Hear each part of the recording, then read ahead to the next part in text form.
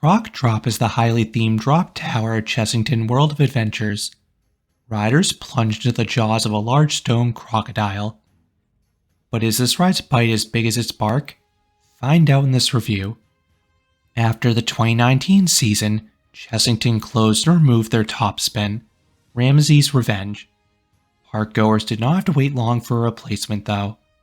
Plans were submitted for a brand new drop tower.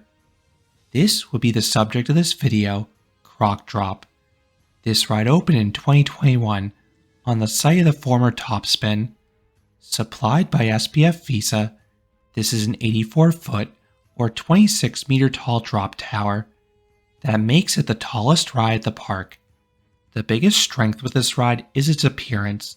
This ride is a spectacle. Chessington has a thing for large stone statues, but this is the best of the bunch in my opinion. This drop tower is positioned inside the mouth of a 40-foot or 12-meter tall crocodile. The fangs get darn close to the brown-colored ride, and the mouth fills with fog at points during the cycle as well. Croc Drop is part of the Forbidden Kingdom section of the park, which has always had an Egyptian theme. Upon seeing the concept art, I was not sure how well this ride would mesh with the area. The dark stone with green highlights seemed like something more suitable for a jungle area. Sobek is the Egyptian crocodile god. He was cursed by evil spirits. To release the curse, riders must partake in a ceremony, which is the ride itself. So this backstory made it work with the land. Expect to have a decent wait for this attraction.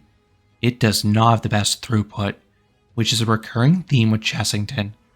This ride accommodates just 16 riders per cycle.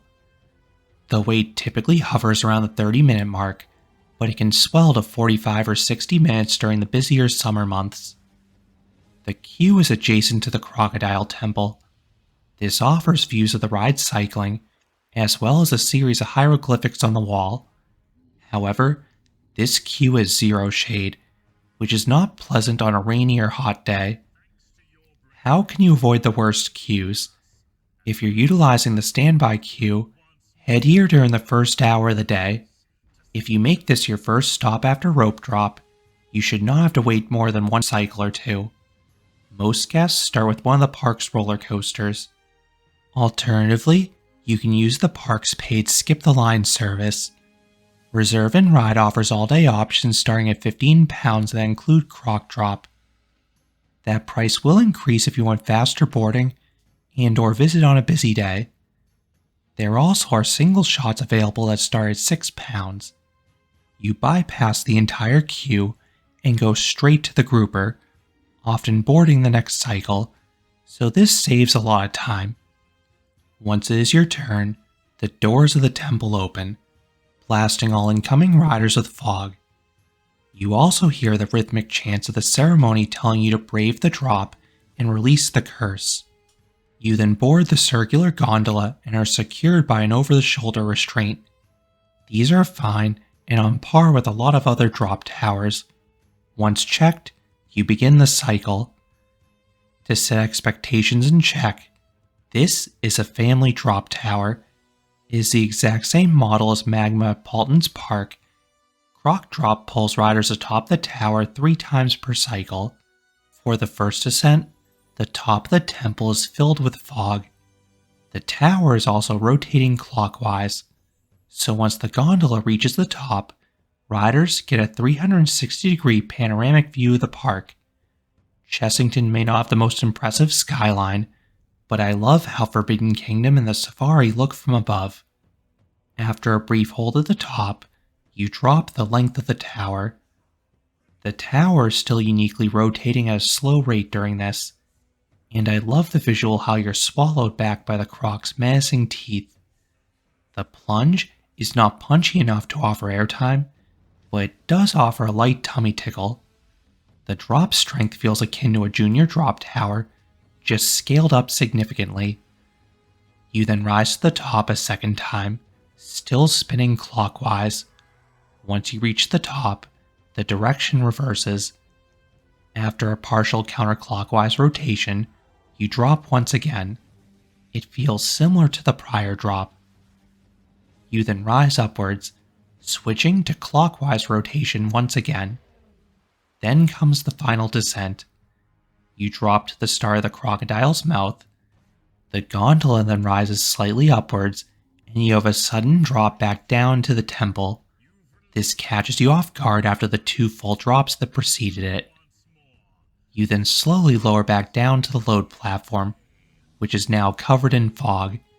You're congratulated for breaking the curse. You hear the booming musical score one last time. This plays in the temple for the entire cycle, but it is easiest to hear at the start and end when you're at the low point. So, what would I rate Croc Drop? I would give this ride a 7 out of 10. This is a good family drop tower.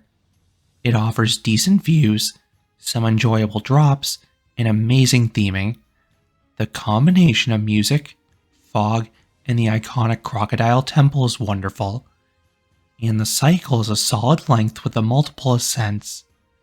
The biggest con with this attraction is its low throughput.